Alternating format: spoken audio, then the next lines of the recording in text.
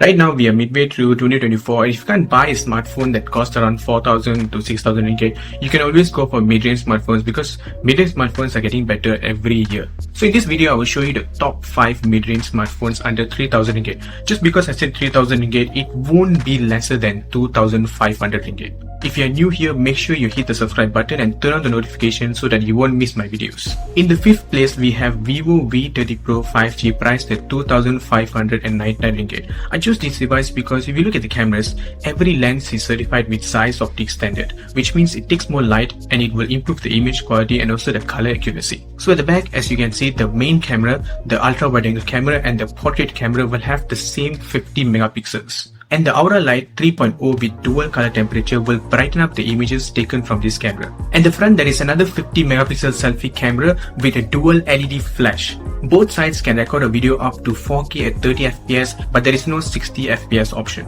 With this price point, you will get 12 gigs of RAM plus with another extended 12 gigs of RAM with 512 gigs of UFS 3.1 storage. Vivo V30 Pro comes with MediaTek Dimensity 8200. This is not a bad processor which is quite as good as Qualcomm Snapdragon 8 Plus Gen 1 chipset.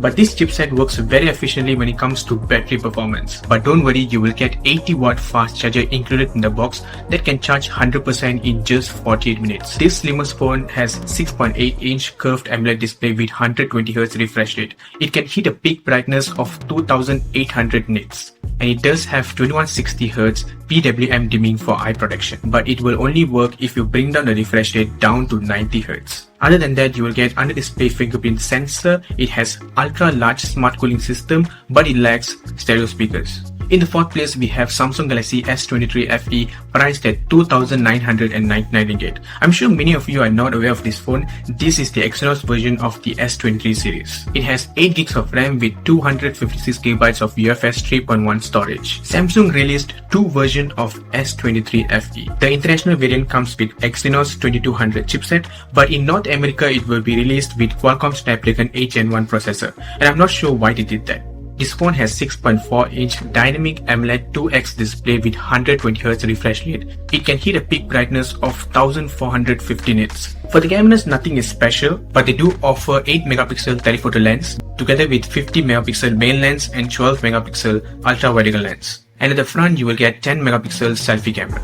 To be honest, you can choose this phone for the cameras because they are as good as the S23 and S23 Plus. And for video recording, both sides can record a video up to 4K at 30 or 60 FPS, but the rear side can also record 8K at 24 FPS. Usually when it comes to Samsung, you will get a smaller 4500 mAh battery, but Samsung claims that it will last longer and it will only support 25-watt charger and you will get 15-watt wireless charging, which is a plus point.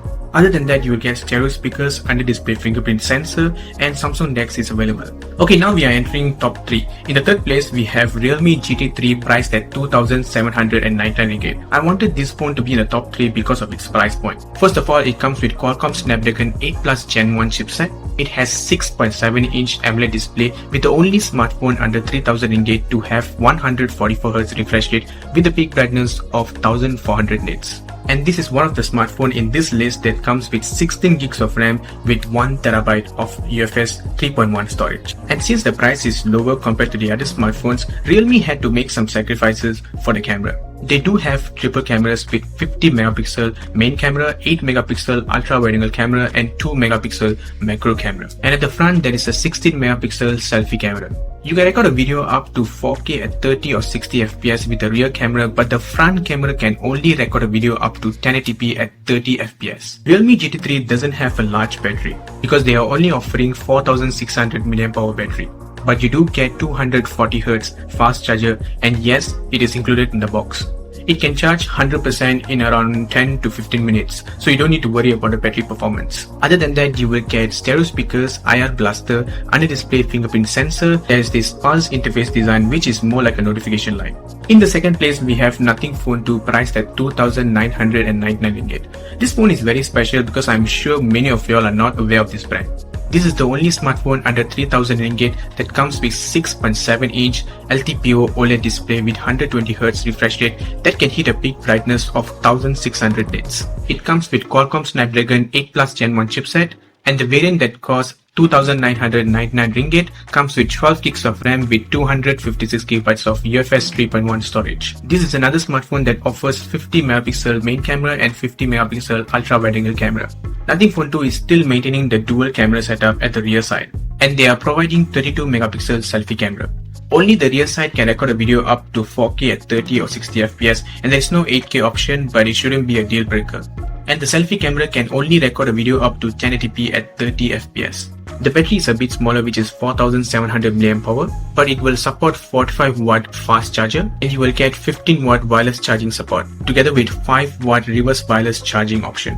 Other than that, you will get stereo speakers, under-display fingerprint sensor, IP54 rating, and of course, glyph interface. Okay, now we are coming to the end. Poco F6 Pro comes in the first place, which is priced at 2,599 ringgit.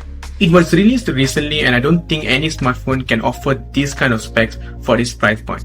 It has Qualcomm Snapdragon 8 Gen 2 processor and 16 gigs of RAM with 1TB of UFS 4.0 storage. It comes with 6.7-inch AMOLED display with 120Hz refresh rate that can hit a peak brightness of 4000 nits.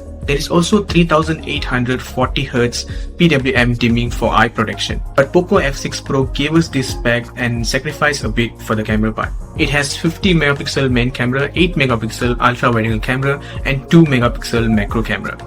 At the front, there is a 16 megapixel selfie camera, but the rear camera can record a video up to 4K at 30 or 60 fps and 8K at 24 fps. And the selfie camera can record a video up to 1080p at 30 or 60 fps. Poco F6 Pro comes with 5000 mAh battery with 120 watt fast charger, and they removed the wireless charging option which they had on last year's model, but I think it should be fine. Other than that, you will get under-display fingerprint sensor, stereo speakers with Dolby Atmos high-res audio, and IR blaster. So that's the top 5 mid-range smartphone under 3000 ringgit. And if you think I missed out any other smartphones, do let me know in the comment section.